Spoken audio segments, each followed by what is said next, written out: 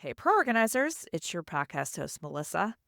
And I have been here on this podcast talking to you now for almost 4 years, which is kind of crazy to me. That 4 years has gone really quickly, but my journey to talking to and to spending time with you and helping you build your business and building my own organizing business started inside my own house. If you're watching me on YouTube, it started in the walls of this house, and it started when my house was a total chaotic, disastrous mess. And I discovered The Life Changing Magic of Tidying Up, a book by Marie Kondo. And I radically transformed my personal life. I said goodbye to about 60% of the things that I owned and changed my relationship with my house. And then I also realized that my true path in life was to be able to help other people feel like I did in my house. And then that path led me to this wonderful community of people at Pro Organizer Studio across the globe. I'm so grateful that I get to do this work every day. But it all started because of Marie Kondo. And I was wildly fortunate to be able to share my story of organizing and being an organizing entrepreneur with Marie herself on a recent trip that I took to Japan. And this trip, when I tell you, so Marie's book is called The Life Changing Magic of Tidying Up. This trip was the life changing magic of Melissa going to Japan because it has really turned upside down for me a lot of the things in my business and my life. And so what I wanted to do is bring one of my friends who also experienced the trip with me onto this podcast. What I'm going to reassure you is it is not one of those situations where I'm like, let me tell you all about my vacation and let me show you all my pictures. It's not that. It is not going to be here are all the places we went. But one of my jobs here at Pro Organizer Studio is to take things that I have learned in my own entrepreneurship and give you those things and hope that they will help you on your journey as well. And I can tell you is that Kristen and I and all of the people that are on this trip had really amazing experiences that are going to impact how we approach organizing, how we approach entrepreneurship, and how we want to make changes in our life. And I really felt compelled that I wanted to share that with you, not in a look at all my vacation pictures way, but in a, hey, these are some things that have caused us to take a stop and to really reevaluate a lot of things in our lives. So I really hope that it is helpful for you. I can say that unequivocally, this trip has been extremely transformational to me. And I hope that you will be able to see some of that transformation in the work that I do here at Pro Organizer Studio. But until then, I would like to give you some inspiration in your own organizing businesses. I am absolutely happy to introduce you to my friend, Kristen DeCou of Modern Refresh in the great state of Washington. To any of my friends from the trip who are listening, konnichiwa.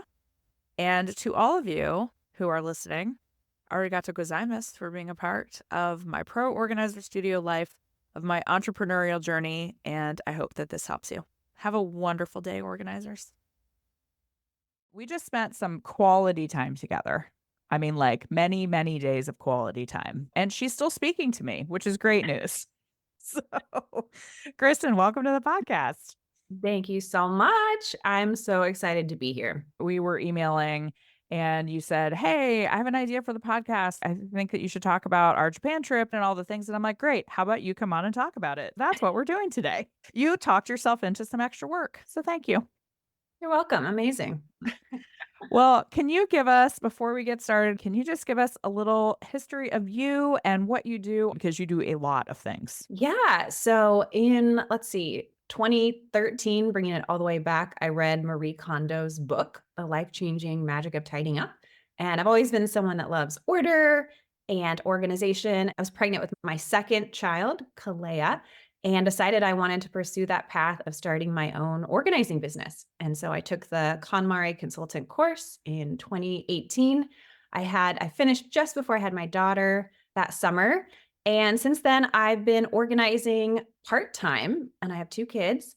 And then 2 years ago, I also joined KonMari as a certification coach and now also work as a certification program manager, which basically means that I do very similar to what you do, is just coaching guiding new organizers to be motivated, to have the resources they need, to be set up for success, and then to be able to have that space to ask questions if they're unsure of what to do with a client or how to approach a situation or what would Marie do, that kind of thing. So I've really been enjoying that. I love working one on one with people, and I have enjoyed being a part of this joy centered work. For people who don't know, I am a certified KonMari consultant. That was how I started my organizing path in 2018. Also, there is a course that you go through, and then you go through a full certification process. And the certification process is it's not just you pass the course and you get a certificate, right? Like you show up for 3 days and you are certified. There is a lot of good client work you have to do before you are certified. And it's one of my favorite things about my organizing journey is I got to work with all these practice clients and really learn how to hone my organizing skills. And then I had someone like you giving feedback and providing me with like, "Hey, did you think about this? Did you try this?" That type of things. And tell us a little bit about your organizing business. So you do it part-time. Where are you in the world? Yeah, I am based in Port Angeles, Washington, and we moved here during COVID. I was based in Los Angeles, where I was working 3 to 5 days a week, and that felt really good to me. And I felt like I was in the sweet spot where in February 2020, I said, I am like a 10 out of 10 on where I want to be with work. And then March 2020 happened, and then I felt like things You just were kind of fell away. And I started thinking, okay, what can I do? So I did write for some local publications where we lived in Los Angeles about organizing and how to stay organized at home. And then we moved here, which is where my husband's from. And it's been a lot of rebuilding. And I think being in a small town, it's a lot of word of mouth. And that can take time when you're new. And it's also a lot of Facebook, which I think coming from maybe being a lot more active on Instagram was a little bit different. And then just having a completely different clientele, where in Los Angeles, people have more maybe money than time.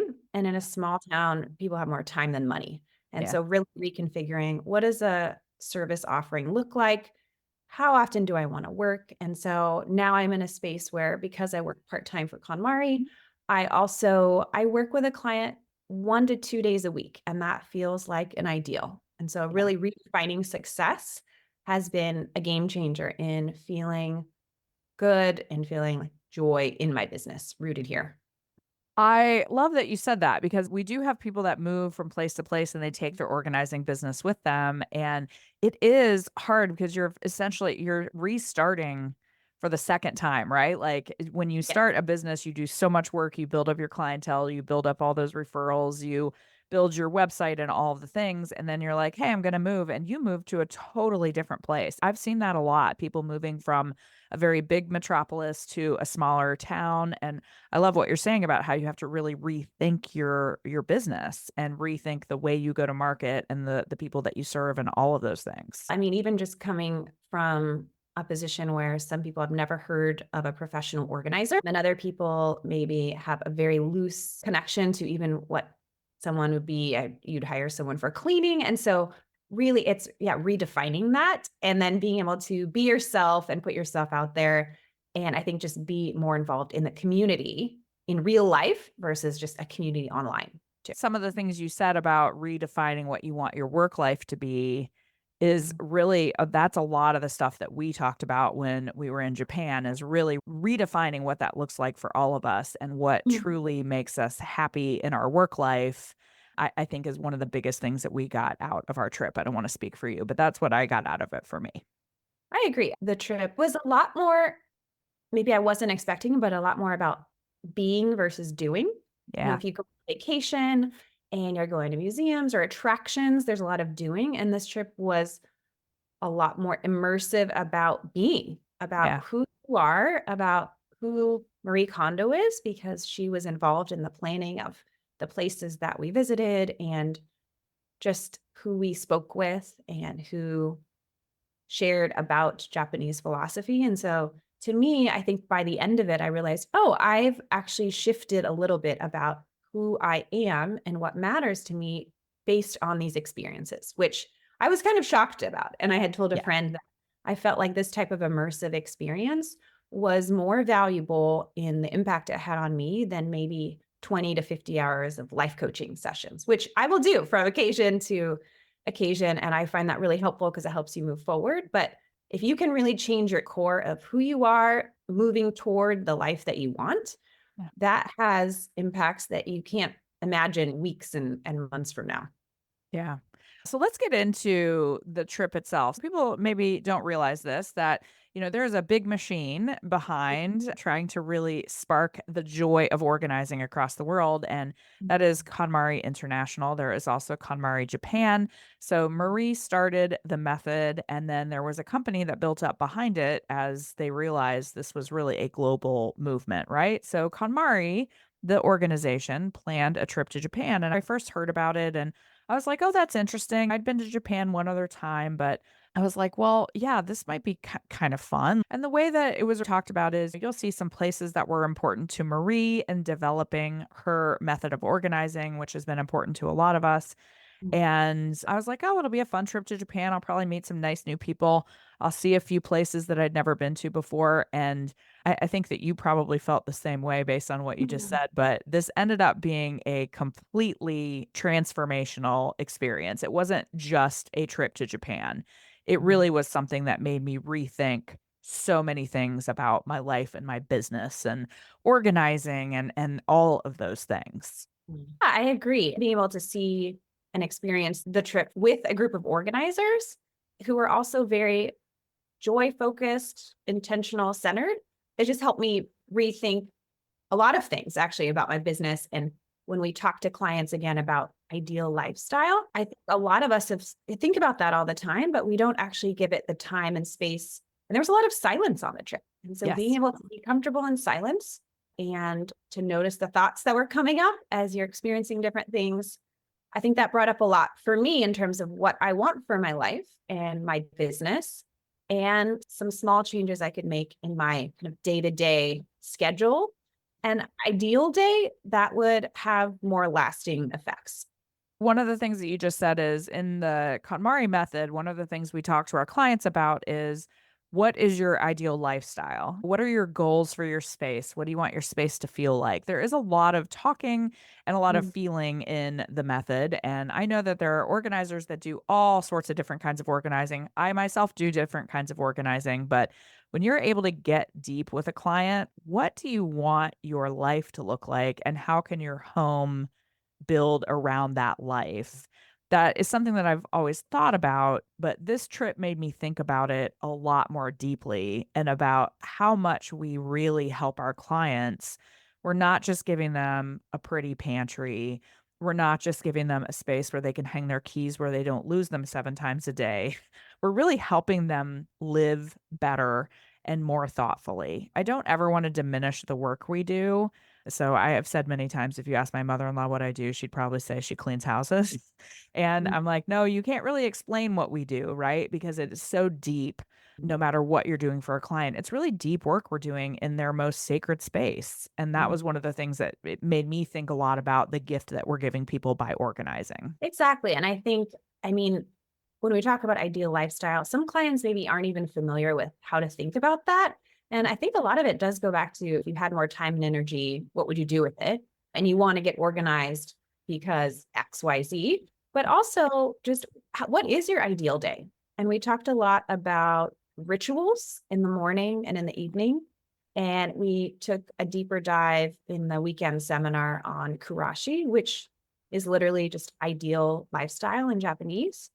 And I think something that really stood out to me is I was sharing a little bit more about this in the seminar and what does that look like to build in a more joyful, more space, more refreshed evening and morning routine. I love hiking and national parks and lots of adventuring with my family. And there's something that's called micro adventures. Yeah. And I love this. This was coined by Alastair Humphreys, who talks about this as not what you do from 9 to 5, but what you do from 5 to 9. So 5 p.m. to 9 a.m. After you get home from work, before you start work. And I love this idea of building in little micro joys. So in the morning, what are 3 things that you can do that would really just set you up for success for the day? Like for me, it's having my favorite coffee Yeah. and having a mindful moment about that. And then it's snuggling with my kids or doing an activity. Like my son is really into sticker books right now. So we did Love sticker that. books this morning. And then the third thing is that me time, which is more of my like emotional, mental, like just taking 20 minutes to do whatever I want. And sometimes honestly, that is just tidying up and listening to a podcast. Like, and other times it's, just sitting and not doing much of all. And so those kind of things I think can help you really configure how do I want to spend my day? Because once your work starts, that's going to look different. And there's a lot that goes into that busy work schedule. But before and after, what are things that you can do to feel refreshed and also to not feel rushed? Yeah. And that was a big lesson for me, I think, from Japan is there was a lot of just gracious hospitality, order, just general in how I perceive the culture, just very warm. And I didn't perceive it as rushed. And even the time that we took and had a lot of silence, it was nothing was about rushing. Everything was about just being present. Yeah. And I think that being mindful and present is lost a little bit, especially in even in our organizing culture, I think, because we're really productive people. Yeah. And I know I really like to be efficient and effective. And I almost pride myself on that sometimes. And we have to let a little bit of that go to just connect again more with like who you are and your being and what you're trying to get out of this business and your life and also pursuing the work that you want. That I think was one of my biggest takeaways is I like the way you said it, I'm committed to efficiency, I think is what you There you said, go. like, I am one of those people that I'm constantly rushing around, I am constantly on the go, doing 2 things at once, doing 5 things at once, I'm constantly rushing, and that was one of the things that I really got out of it is, I'm so tired of that, honestly, and I think our culture, you and I both live in the United States. We have global listeners to this. I know it's different everywhere, but in our culture, that hustle idea is very rewarded. It is rewarded, it is encouraged, it is really a huge part of the message that we're given as we constantly have to be going. And I think also as entrepreneurs, there are so many demands on our time, on our days. And so I really just got out of it that I really want to slow down. And one of the things that I know about myself is I'm doing so many things that I'm actually not doing a good service to the people that rely on me. Sometimes I have an organizing client that's emailing me and I miss their email because I'm working on these 22 emails over here. And I personally know that I need to slow down to speed up. That was one of my biggest Mhm. takeaways. Yeah, I agree. And I think on a trip like that where you're being led and guided, you are forced in some ways to slow down. Yeah. Even just to take 20 minutes of being mindful with your eyes open, just taking in whatever's around you. I honestly don't know if I've ever done that. And so Never. with the Japanese garden in front of me was so lovely, but being able to build in those mindful moments and I think also a lot of it connected to my energy Yeah. and the energy that I have for myself and the energy that I'm putting out for those around me. Because I think when we are honing in on all that productivity that we want to achieve, it kind of has a frenetic energy, which It is does. not always bad, but I think I realize it can affect my kids, it can affect my clients if I'm like that. And being able to be still and hold space for clients and your family is a really it's a gift. And I think I took a lot of that and received it as a gift when we had a few of these types of experiences in Japan. I didn't wanna turn this into a travel log of all the things that we Yeah. did because I've had times in my life where people are like, "Do you wanna see my 6,000 pictures of my vacation?" And I'm like, "No, actually, I don't." But we went and visited a lot of places that incorporated, like you said, either silence or Mm. quiet meditation or just thinking about things, and I don't think that many of us really stop and think. One of the things that I recognized in myself is I am constantly trying to get the most out of every minute. And sometimes I realize how noisy that is. Like, for instance, I don't just go on a walk. I go on a walk because I have to get 10,000 steps in, and then I also need to catch up on 62 business podcasts that I haven't listened to yet, so then I listen to them on 2.0 speed so that I can listen to them faster. That was one of my biggest takeaways is I am multitasking, we'll call it multitasking, Mm, but I'm not actually paying attention to anything, mm, and I'm not getting out of it what I need to get out of it. I'm just always rushing to the next thing or trying to speed up, and there were so many times on this trip where we were just asked to sit and just listen mm, to nature or to the person that was teaching us something, and that was not a time when we were on our phones, also on Instagram scrolling so that we could respond to things or checking emails. We were just present in that moment, mm. and I just thought that was really a beautiful part of what we learned is there's just no need for all of the things all of the time. Yeah, I definitely relate to that. I'm very goal oriented, and I feel like a lot of your listeners are probably very goal oriented. And Very. again, that is a great thing. And I think it can motivate the people around us to do more and to be more as well.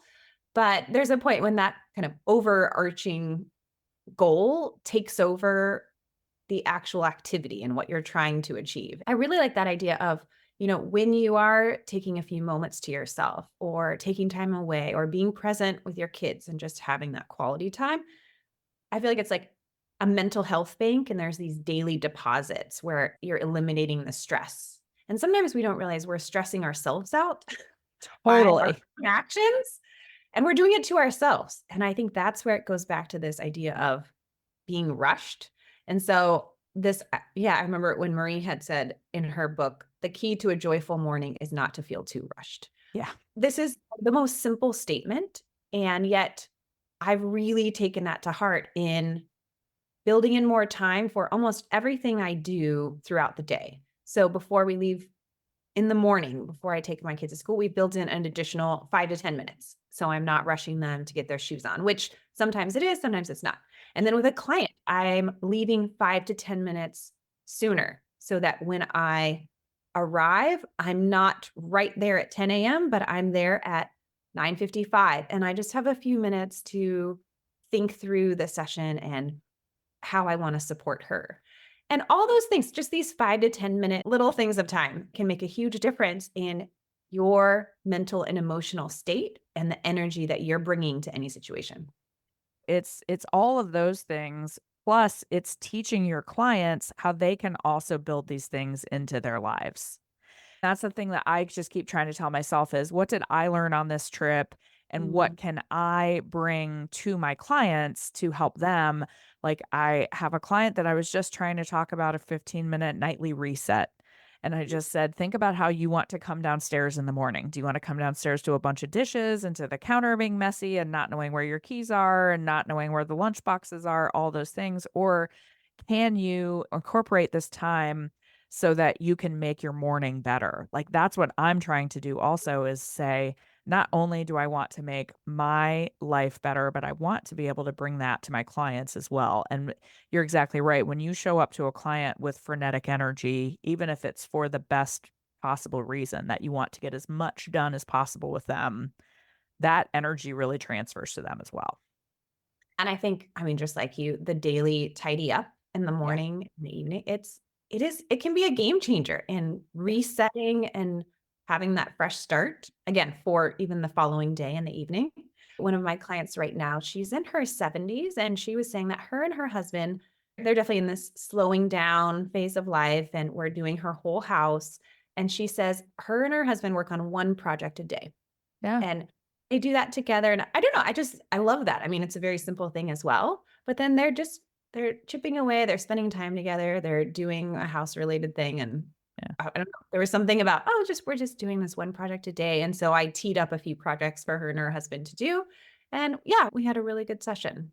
I just think that the whole concept of starting your day right also, like the key is, like you said, starting in the morning, not feeling rushed, not yelling at the kids to get out the door, as we all have done a million times, not Mhm. yelling at yourself to get out the door, not leaving without the things that you need for your day, like that planning in advance, which I'm more of a fly by the seat of my pants person. And so it's hard for me. That's a hard thing, but it just makes your day so much better. If you start the day out rushing around, it really just makes the whole rest of the day, I think, like that the stress transfers to the rest of the day, at least in my world. Fully agree. So I would love to hear even from you, because obviously I know both of us have talked about this trip and that Yeah. the overall experience having a transformative effect on us in big and small ways. And so would love to hear from you. How do you, in coming back, are you able to incorporate that idea of not feeling rushed or being more mindful or taking more time for yourself? No, it's a great question. So I've actually talked about this with a few people. So again, I did not realize at the start of this trip that it would be the transformative experience that it was and that I would leave going like, "Hey, I really want to make some significant changes in my life and in my business." And I knew this before I left. I had 2 huge client projects when I got back, 2 moves, which everybody knows moves are very stressful events for the client and the organizer. Yes, they are. And so I'm like, "Okay, I'm going to Japan. I'll be gone for 10 days. I'll see you when I get back after I get through a little bit of jet lag," which ended up, by the way, being a lot of jet lag, but that's another Oh, story. So I immediately came back, and what I realized was exactly what I said I didn't wanna do after the trip is exactly what I came back to. I said, "Okay, well, I know I've got these couple things that I need to do with these clients, like, but then after that, I'm gonna make some more changes." And what you realize is it's very easy to just go back to your regular life, like regularly scheduled programming. mm, And I have done that in the past where I've had something I'm like, "Oh, this is really meaningful to me," and then nothing actually ends up changing. And I have worked really hard on reminding myself that I had this transformative experience and I really genuinely want different things. And mm, one of the things I realized on this trip is that I need, like I said, I need to slow down to speed up. And one of the things that I realized is I really do not have time right now for organizing clients. What I need mm, to make time for are all the people, so all the things at Pro Organizer Studio that really bring so much joy to me and hopefully bring joy to other people as well. And I've really been kind of neglecting that because I have all these organizing clients and I'm rushing around constantly serving those one-on-one clients, which by the way, I love. I love organizing with people, but realistically, I can make more impact by helping organizers have better businesses. And so for me, part of what I did was after I came back and after I had that huge rush with those client projects, I said, "Hey, just a reminder, we can't go back to all of the normal things of life. Like you said you wanted to make changes, so you have to make changes." And so for me, what that looks like is I am taking July fully off to do, I mean, off is a relative term, right? But I am not taking organizing clients in July. I am mm, just sitting in my office and I'm going to be crafting what my ideal work life looks like. mm. And I don't know where I'll end up on that, right? But I do know that I have to take that time. And so I have some organizing clients that I have had to say, "I'm really sorry. I won't be able to take care of you, but here are some wonderful, lovely colleagues of mine who will be great to help you." Spreading the love with some colleagues and still making sure those clients are taken care of. I have one long-term client of mine that her project is just taking longer than I anticipated it would because as it happens, sometimes you find out a client takes a really long time to make decisions. She's a person that needs to think through and talk through lots of decisions. So I just said, "Hey, I'm going to work with you through the end of June and then I'm going to take a little bit of break in July and then we'll be back to you." But for me, I have realized I have to really say, if I want to make these changes, I have to figure out what those changes look like and how I can implement them. So, July for me is going to be a full reset month. And yeah, that is a month. We got back in the end of May. So, June has been a little bit of a wake up call for me on I'm doing too many things. Mm, And in doing too many things, I'm actually letting people down because I'm not able to be fully present. I'm constantly rushing from one thing to another, and I really wanna rethink what that looks like for me. So, that's a little overview for you on what the No, that emotional is turmoil I've been going through. So that's so good because I think as organizers, we give ourselves permission to change when our circumstances change. So obviously, if I'm moving cities, everything's going to look different. But we don't always give ourselves permission to change when we change. yeah. And so it sounds like you actually changed a little bit. You're not a totally different Melissa, but you changed a little bit. And so you need to then go back to the drawing board and reevaluate what that looks like for me. And I actually did the exact same thing where I came back and I have a few out of town clients. And I used to drive into kind of more urban areas and work with those clients and do 4 to 5 hour sessions. And then I realized those are just a little exhausting for me right now. And I also don't have time to be gone all day. And I don't want to do that anymore. I want to only work with in person organizing clients in my city or within 20 minutes. And I want to do more speaking engagements because I'm really enjoying, as you said, sharing with more people who can then take that knowledge and incorporate it into their own lives. But I do think we don't always reevaluate our lives when we're feeling different. And I think that's a really important point to make. I think we just plug along and are like, "Well, this is what my life looks like." And we don't take the time unless there is, like you said, an outside precipitating influence. But I've had so many people in my life that have been through some pretty major things in the last couple of years that they didn't anticipate coming. And, it's just one of those things where you go like, "I should reevaluate probably every 6 months." What does my Yeah. business look like? Rather than just plugging along. And I'm a person, if you've listened to this podcast or if anybody's involved in any of the programs that I teach, I am very much a person who says, say yes and then figure it out. And I really believe that, right?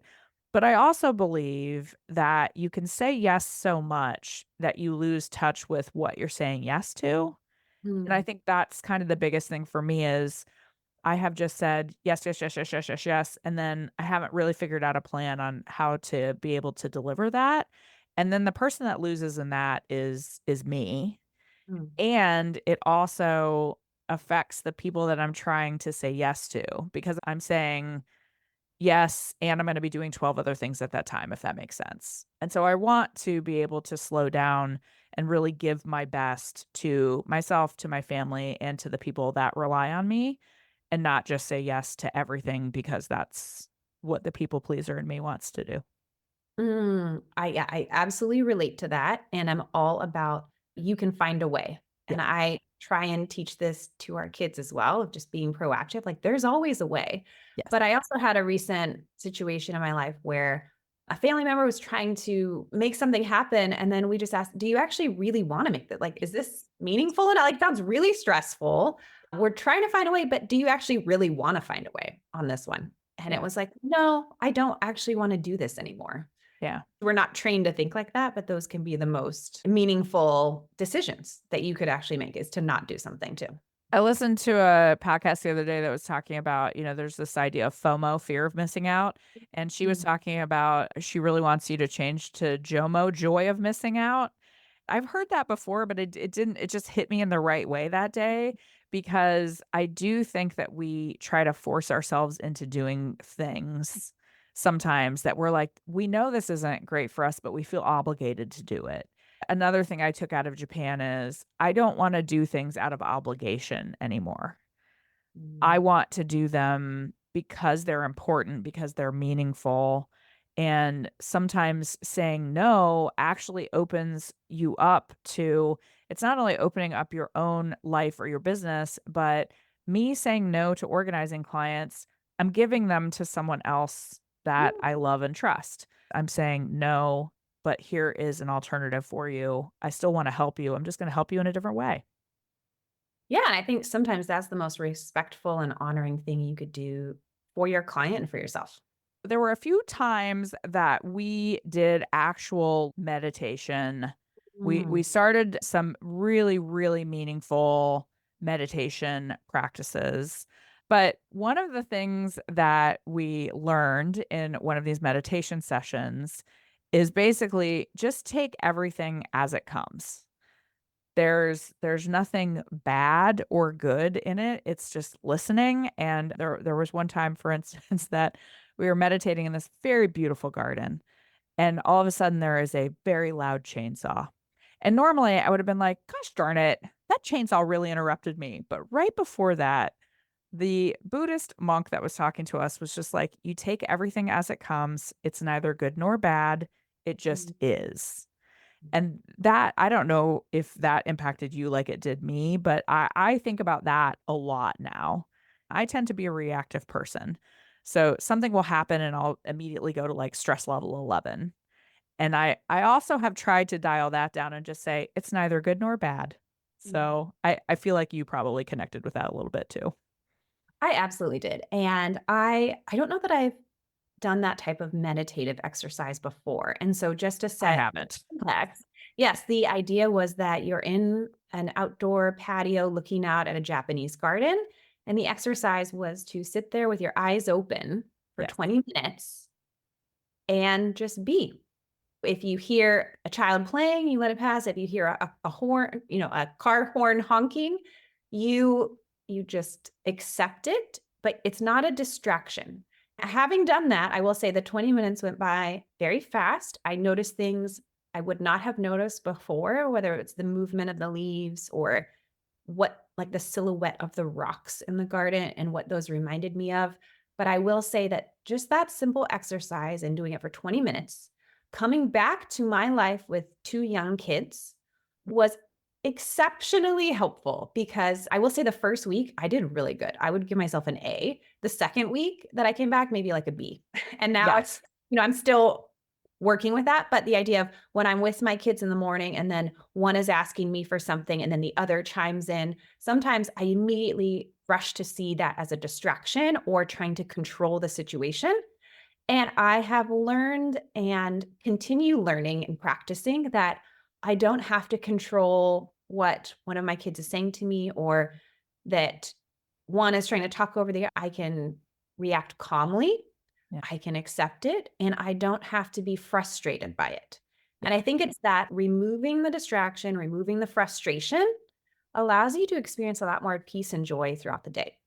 Yeah. And again, this is a practice. And that's what I always remind clients. It is a practice. And the more you do it, the better you get. And so I'm trying to practice it a lot. I definitely fail sometimes and feel that rush of like, I need to control the situation. But I've gotten a lot better. And that has been one of the biggest takeaways from the entire trip. So I'm really glad you brought that up. And I love that, and the concept too is one of the things I've been trying to give myself grace on is because I did come back and I wanted to make all these big changes, and then, like I said, it just real life just happened again. I just went right back in, and I have been annoyed by that, right? And I have been trying to just give myself the grace of this is a marathon and not a sprint. We're not I do not have to say I have to blow up my entire life, but it is that habit development, just like we teach a client it's building that muscle, it's building the habit, and then, you give yourself an A one week and a B one week, and you may get a D minus one week, who knows? Last week was a D minus week for me on some of these meaningful things that I wanted to incorporate into my life, but that doesn't mean it's over.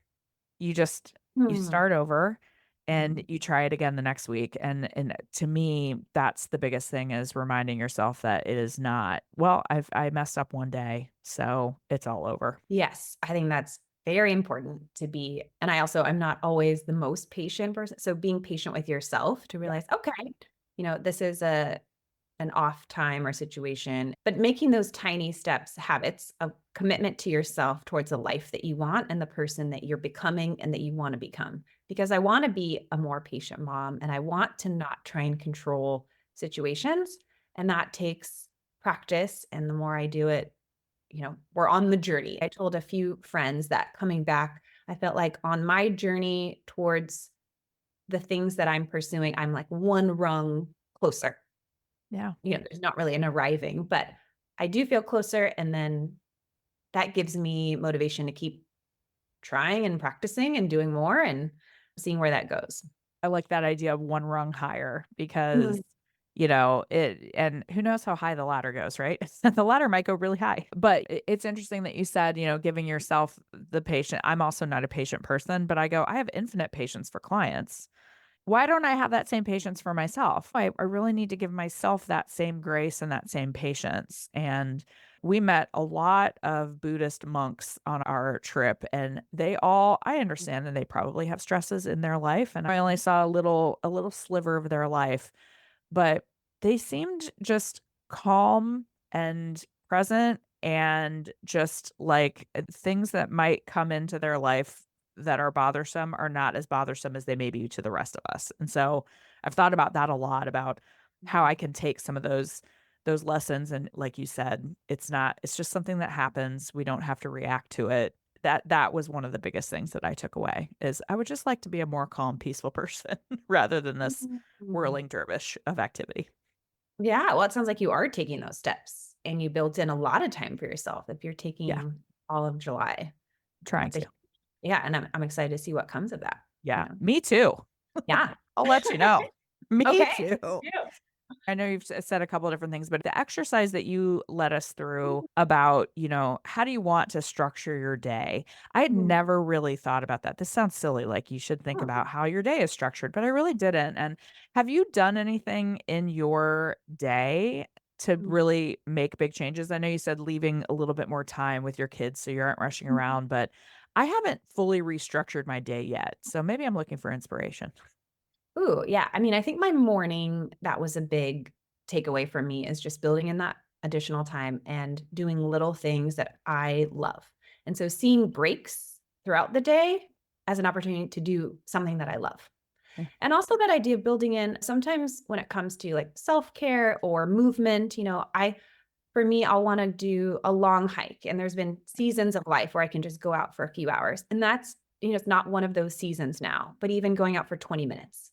And I think finding ways that in those breaks throughout the day, doing something that's going to fuel some aspect of your physical health, emotional health, mental well being, something like that to help you feel centered. And honestly, sometimes for me, it's just putting away laundry and listening to a podcast. And that I feel good about that. I feel accomplished.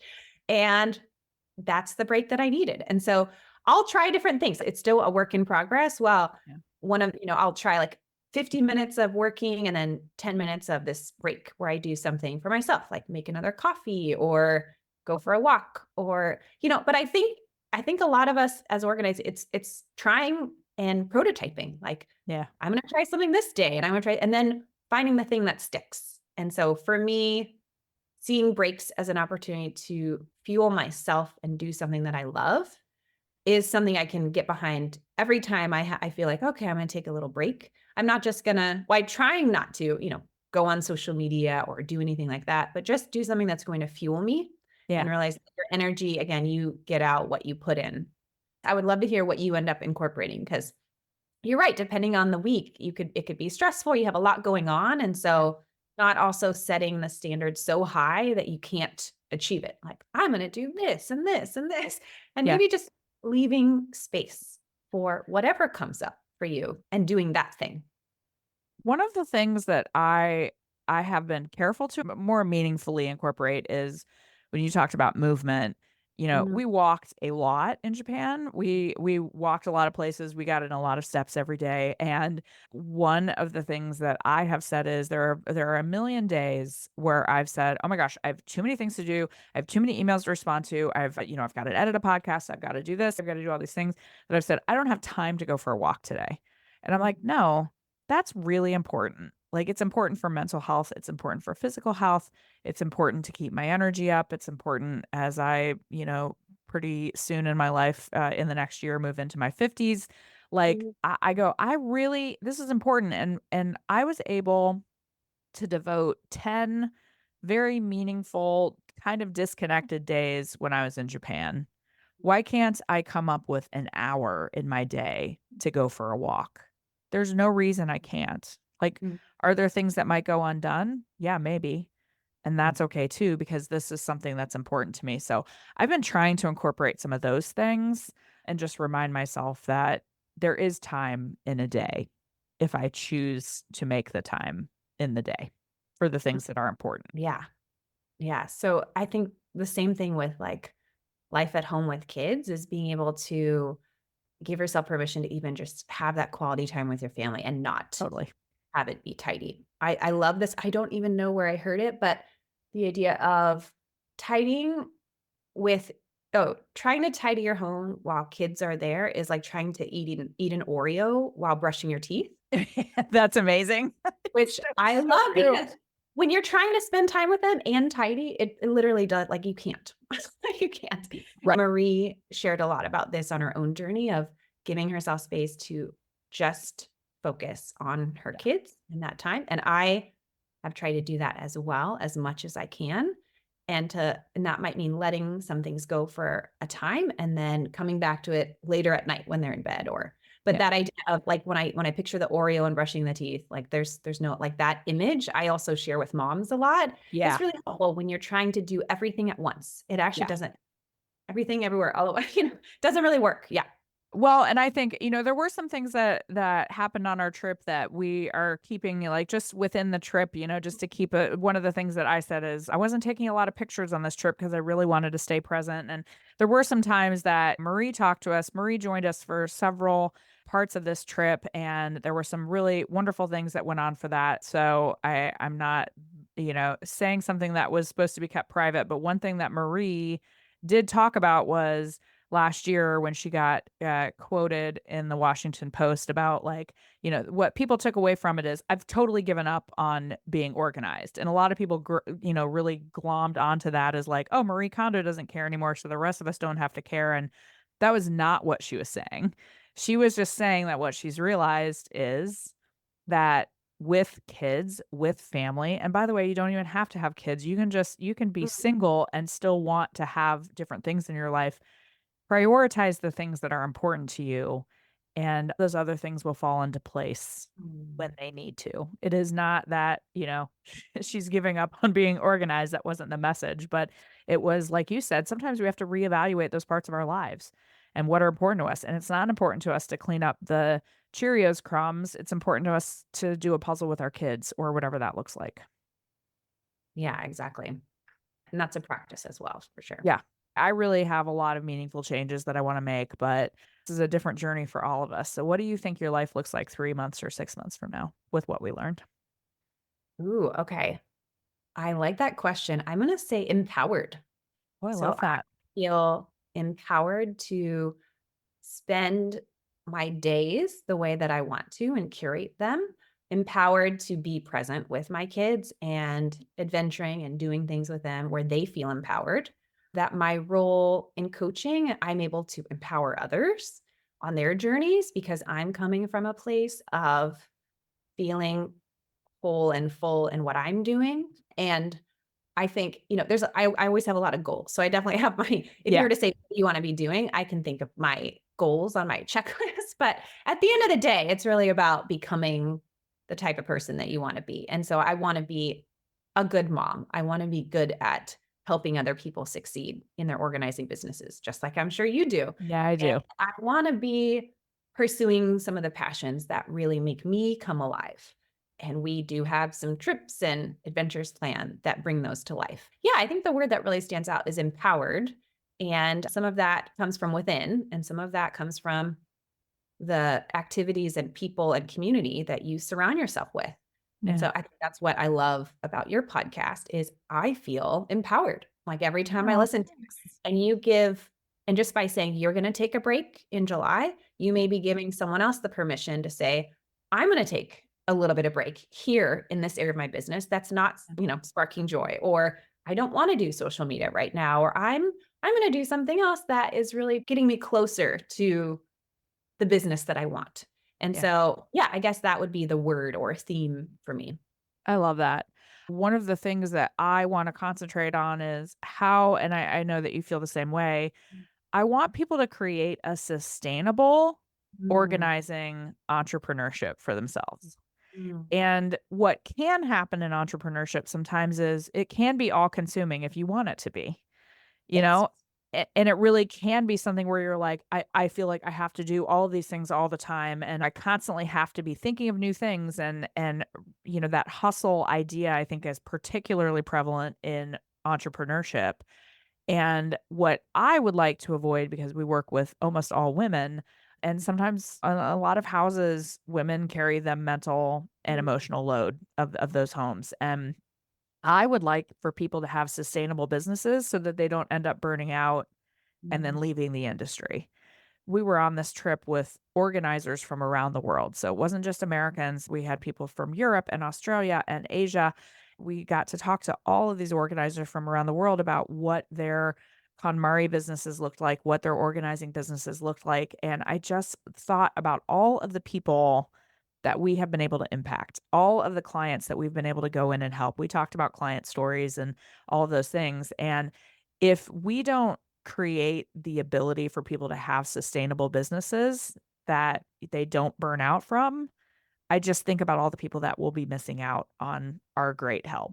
Sometimes you have to take a step back and say, I need a break so that I can recharge, so that I can be my best for all of these other people and create that sustainable business.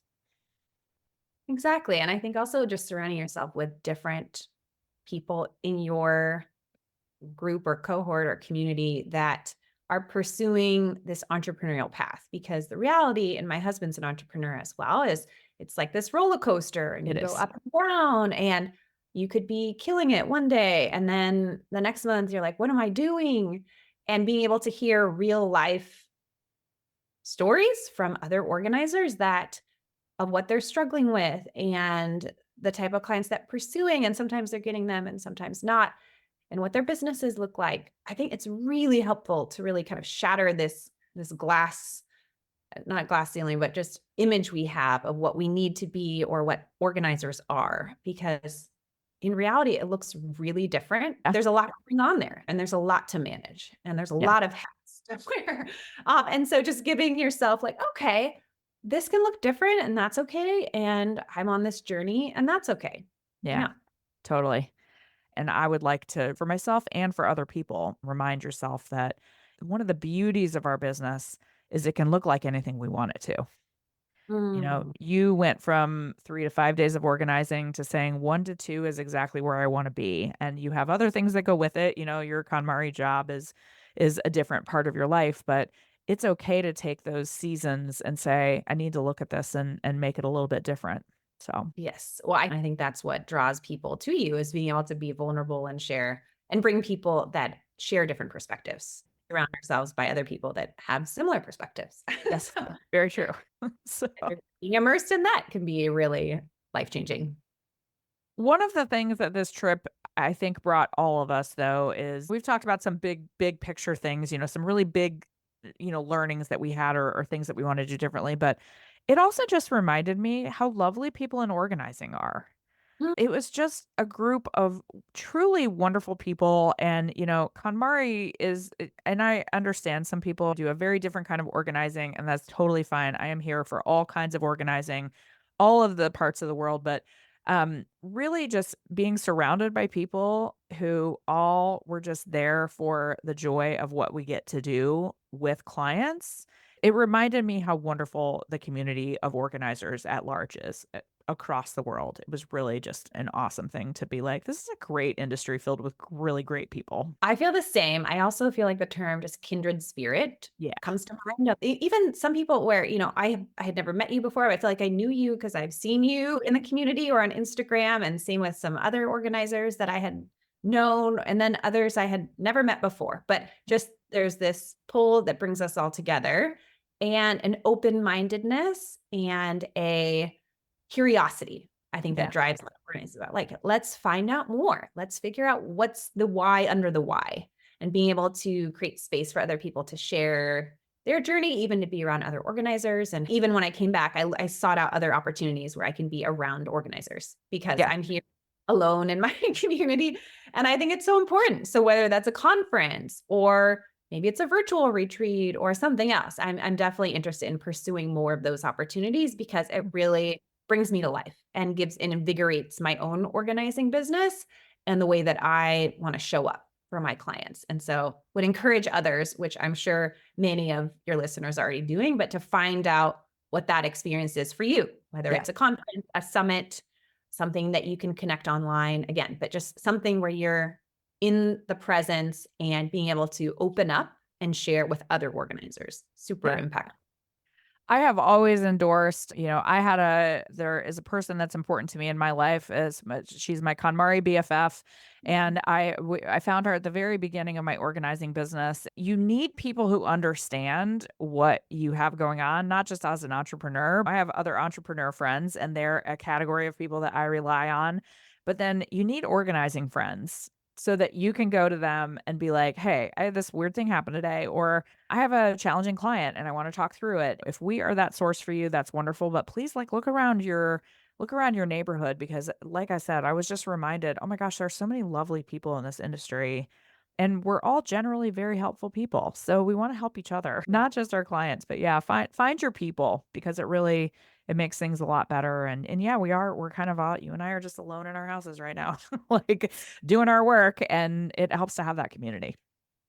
For me, it's helped to have other organizers that I connect with, and then also female entrepreneurs where I live, Yeah. because they're dealing with those are 2 different, like, cohorts that are dealing with different elements of being a business owner and offering services, and for me to have both of those, it's like this complementary Venn diagram where Yes. that's the sweet spot is I have my local female entrepreneur group, and then I have other organizers one-on-one and others I meet with every so often, and when those come together, that's the sweet spot for me.